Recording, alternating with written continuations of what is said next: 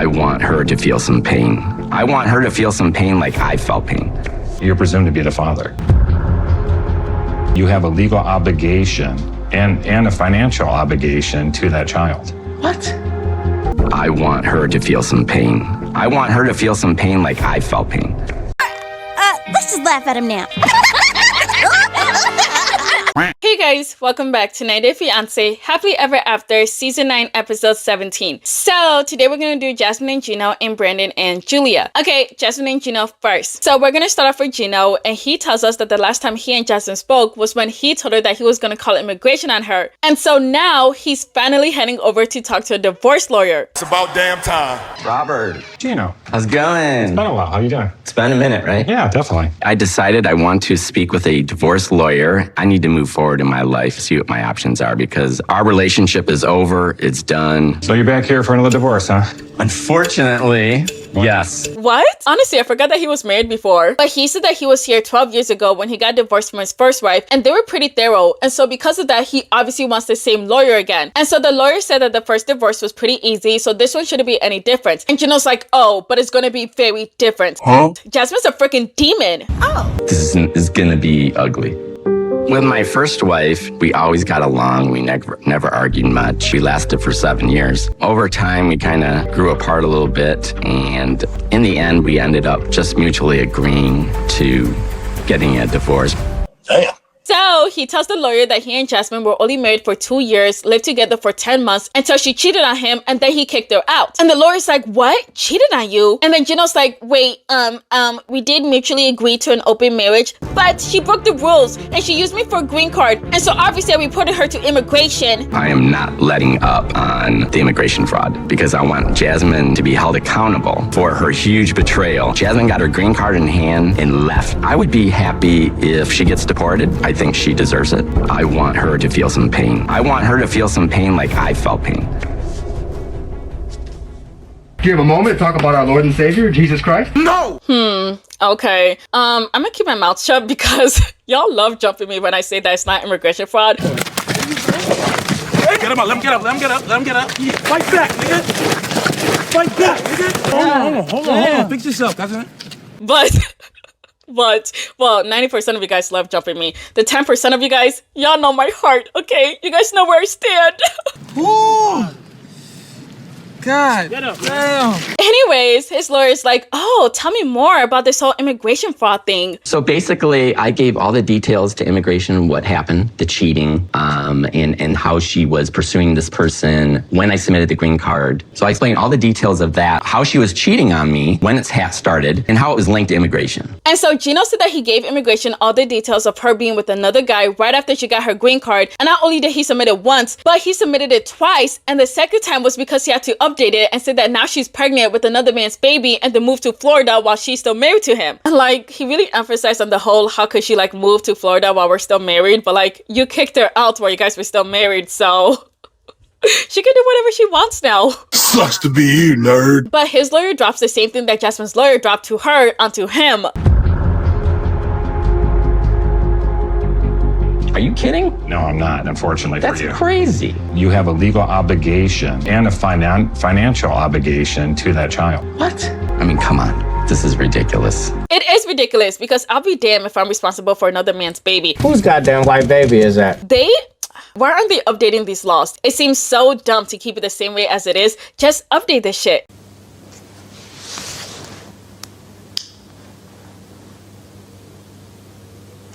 No.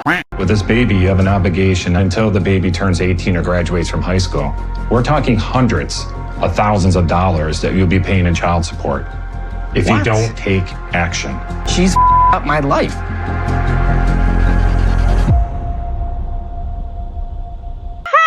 Right after she brought up having an open marriage, that would have been my cue to divorce this woman. Anybody with a brain, anybody with sense would have divorced Jasmine. But you know what? Gino did leave himself vulnerable. Speaking of vulnerable, have you or someone you know ever had your identity stolen, been a victim of fraud, or have been hacked, scammed, or doxxed? Well, I'd like to introduce you to this video sponsor, Aura. Look at all this information that data brokers can steal about you. And I know, we've all heard about the typical age, name, and number, but possible neighbors, associates, and even photos? How does it feel knowing that so much information is available for anybody to buy? Well, Aura protects your privacy by identifying data brokers selling your information. Aura takes care of the hard part, automatically removing your information from all of these sites and keeping them off. And I know you might be thinking about all these other services that offer data protection, but none of them offer as many features as Aura does for the same price. Secure VPNs, antivirus protectors, and all the other things you see offered on screen usually require a whole separate subscription with another service, but Aura includes all these protections for the users that the competitors don't at the same price. And on top of this, Aura offers 24/7 monitoring to help keep your identity secure. And to show how much they trust in their service if anything does happen, Aura includes a $5 million identity theft insurance protection with fraud experts ready to help you 24/7. So try Aura for free for 14 days at aura.com/Jessica or Jessica. And in those 2 weeks, Aura will get to work scrubbing off your personal info off of these data broker sites. I'm not leaving myself vulnerable, and you shouldn't either. And thanks again to Aura for sponsoring this video. Back to the video. So Gino's like, that isn't my kid. I think you have to look at the risk here, that you're going to be paying for a baby that you said is not yours. I wouldn't take $100,000s risk. That's not a game I would play. I think it's something you need to take care of. And so his lawyer reassures him that there are ways of him getting around this, like getting a DNA test and also Matt getting an affidavit of support, but there is a time limit of 3 years to get it all done. When I heard that Jasmine was pregnant, I thought that that actually would help my case in the divorce because it proves adultery. But I had no freaking clue that I am technically the father of this child. Are you freaking kidding me? That's really up. It is, so hurry up and get that divorce. The fuck? And so he's like, she messed up my whole entire life. It was supposed to be me and her having that baby, not her and Matt, me and her. Also, Matt is really, really short. He didn't say that, but imagine. Dude, you know, did you eat when you were a kid or what? I mean, you're so short and he's an ugly mother. But the lawyer dropped some more bad news. Oh my God. He said that before the kid, it would just take him 2 months for him to file for a divorce and actually get it. But now that she got a kid, it will now take 6 months. So from the time of filing, it's going to take a minimum of 6 months to get divorced. Fix that face. But then Gino said that he isn't ready to get a divorce yet because he's waiting for the market to drop because, sorry, this is so funny, because he wants the least financial impact to him. But also another reason is immigration. Jasmine is going to have to remove conditions from her green card, okay, to get her permanent 10-year card. She's on the 2-year probationary card right now. But I am not jointly going to sign for it. And the only way she can do it on her own is if she's divorced. So if I divorce her right away, I'm giving her the green light to get that card. Oh, you know what? Gino's kind of smart when he wants to be because, you know, in other ways, he's like really dumb. To move forward with our open marriage agreement and our third person to be Matt. Yes. Oh my God, bro. Oh, hell no, man. What the fuck, man? Get your ass on, boy. You get your goddamn ugly ass on. He said that he wants her to be held accountable for what she did to him, but the lawyer's like, nah, he's gonna lose way more money in attorney fees if he keeps waiting. And to be honest, he should have just filed for this yesterday. But not only that, Jasmine could file for divorce too, and he isn't trying to go to Florida just to fight for Gino. What? Because apparently the person that initiates it, wherever state that they're in, is where they're gonna have the court. Really? Dude, this is jacked. You know, you are taking a chance the longer you wait. She could leave the country or be deported, and now that complicates things as far as you trying to get a hold of her, and it just costs you more money. Yeah, just do it now. So Gino says that he's convinced to take action now and initiate the divorce in Michigan because he can't trust Jasmine because once again, she's the devil. What'd I do? But that's where his segment ends. Moving on to Jasmine and Matt. So they're driving somewhere, I don't know, but she's 37 weeks pregnant, and luckily for her, the baby's head is down, which I know is very, very important. Like she's pushing my vagina and that's what it hurts. It's a horrible feeling. This is like someone grabbing your balls, imagine. Isn't it worse? Yes! Like this. What was that? But apparently they're going to her birth class and she's like, you better be serious. You don't even know what hole the baby's coming out from. Which had me confused because what other hole would the baby come from unless the Omega-verse? What? Sorry, that's so funny to me because only like 0.0001% of you guys will know what I'm talking about. What the hell? Oh my God.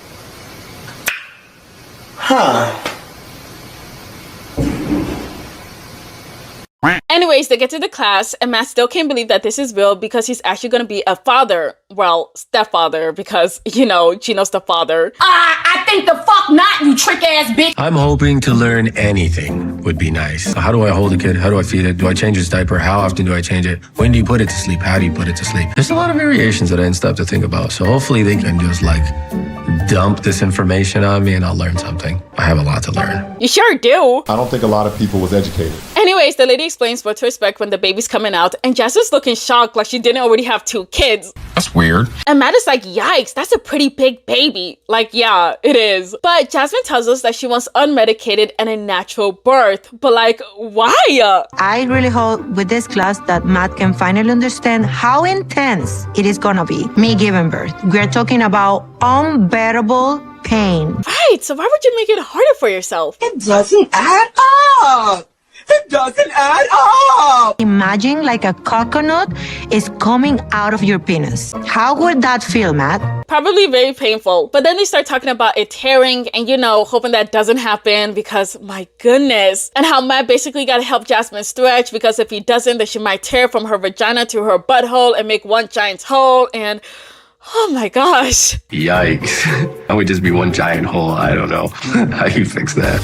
I gotta remember I have to do this stretching thing now with her too, which is like between foreplay and trying to help her stretch. I never heard anybody talk about this before. The stretching of the muscle tissues on the inside. I've never heard this. I haven't heard about any of this until like 2-3 years ago when I started being on TikTok more. The horror stories that I be hearing on TikTok that they don't teach you at school or basically like in general what to expect is crazy. Because when I first found out that the vagina rips into your booty hole, I couldn't believe it.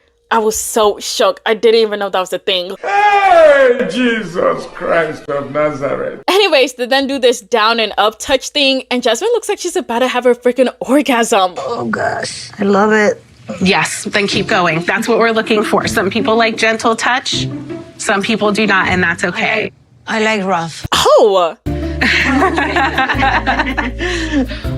Just, Oh! You a freak. That's what you are. But they continue with the exercise, and Matt said that he's having so much anxiety, and frankly, he's just so scared because he doesn't know how to take care of a child. Go look up the history. Shit, don't everybody believe in Google? Go Google that shit. But finally, they're done with this whole baby class thing, and y'all, that baby looks just like the real baby. oh my God. But they're not going over the steps, and Matt is just pissing Jasmine off. Yeah, you have to remember those steps. Those And I are... bite the umbilical cord.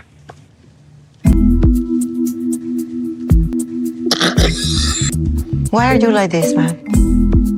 Like what? The way that you act, you don't see how you act why people don't want to be around you? No. Look how you act. I know. Like what? I'm not even doing anything. Did you see how intimate it is? Like giving birth? Do you think that's funny? No. Exactly, so why you wanna laugh?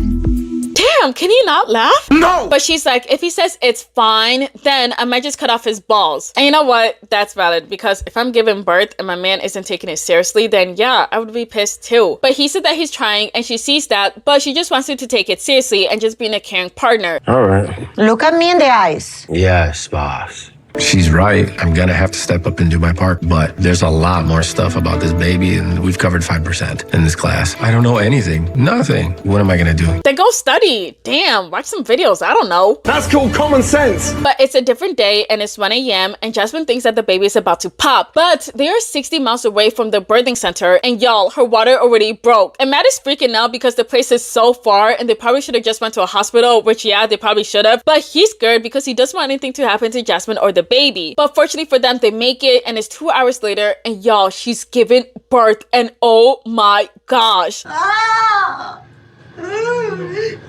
Breathe, honey, breathe.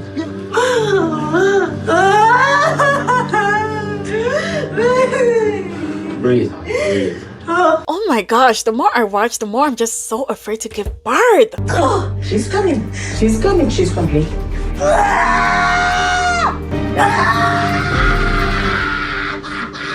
Oh my gosh, no, I don't think I can give birth to like 6 kids. I'm gonna need a surrogate for all 6 of them.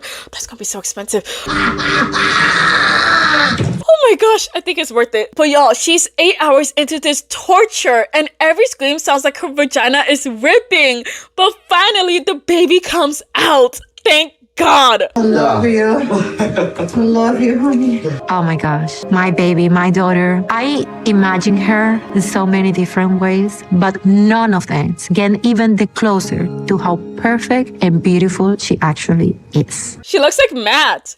I heard that pushing the baby out isn't even the most painful thing. The most painful thing is when they like push your stomach right after you give birth. And no, thank you. Oh my gosh. Oh my gosh. It's a wrap for me. Oh my gosh. Fuck them kids. Oh, that's right. They could just cut me open. I forgot about that. Oh, but my friend said that that's worse in like the healing process. She got 3 kids. Where'd you get the name Matilda from? From a joke. I used to call Matt Matilda. In Matilda, you can see the name Matt, and it's Matt and Matty, because that's how we call her. Okay. The joy in seeing your child for the first time, it's crazy, you know? And in that moment, like, I literally felt like my heart grew like the Grinch's 3 sizes.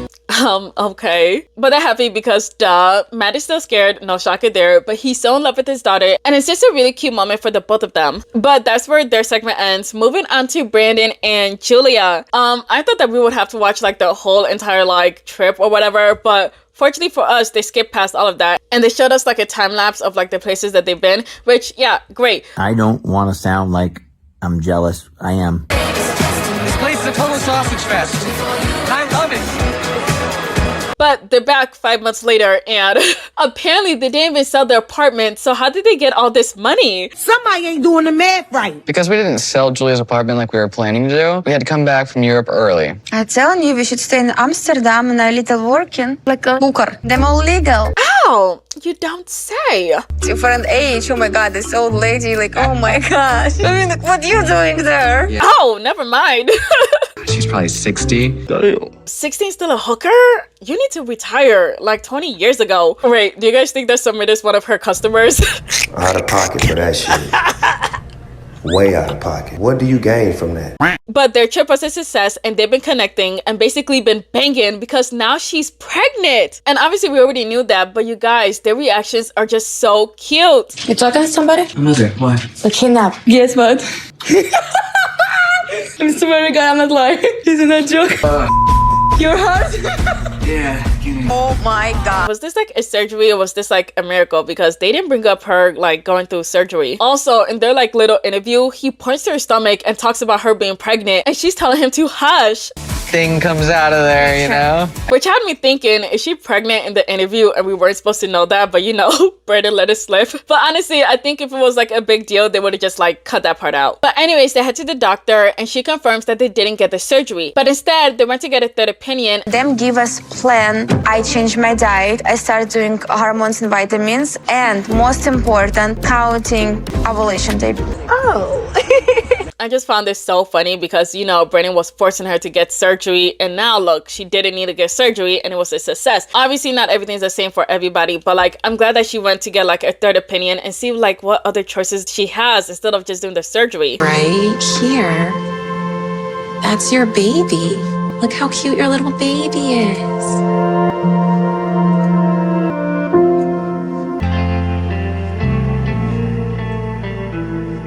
That is so sweet. Hey, who left this bowl of onions here? But Brandon's super happy because, duh.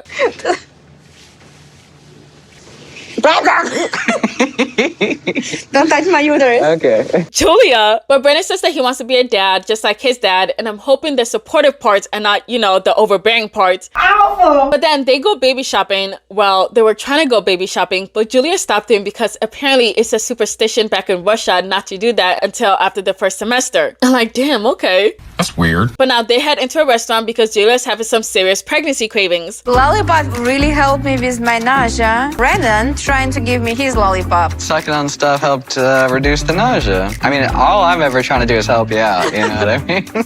But does not have a gum inside. It has something that rhymes with gum inside. Ew, that is so nasty. So nasty. Oh! Oh, that is disgusting! What does this mean? What does this mean? You'll learn when you're older. But he said that Julia has some weird cravings, like dipping fries in lemonade, which I did think was weird, but also I've heard like weirder ones, so it wasn't that weird. I'm pretty sure a lot of you guys have kids. So what are your weird cravings? I don't think I would have any because I'm hiring a surrogate at this point after what I've witnessed.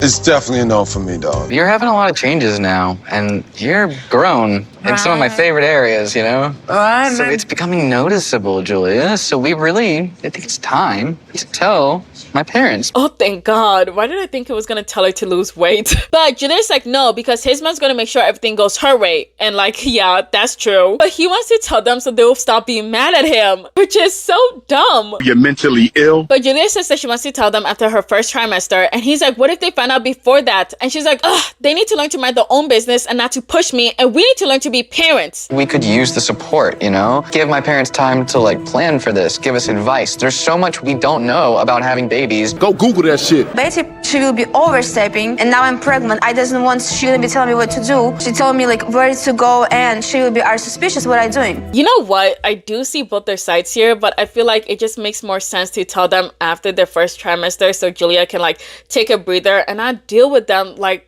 throughout her whole entire pregnancy. Because let's be for real, they will be overbearing. They will be like, hey, you should do it this way, not that way. Oh, I know how to do it because I've been pregnant before. You're doing that wrong. You should do this instead. Like, they will not stop. And then they're just gonna be over at their house every single day. You just know it because they're that type of parents. And I feel like a lot of people would be mad at Julia for not like telling them right away. But because of how overbearing they are, it makes sense to me why she wouldn't tell them. They're just, if they could chill.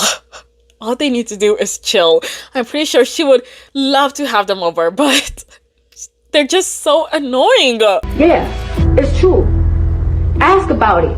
I don't think my mom was overbearing. She just wanted to help and be supportive. But I feel like Julia keeping it a secret is just making the situation worse. Because if my parents find out we've been hiding something as big as this from them, they're gonna be absolutely offended. That's the end of their segment, and that's the end of this video. Thank you so much for watching. Please leave your thoughts in the comments below. Please like, share, and subscribe. Thank you. Bye.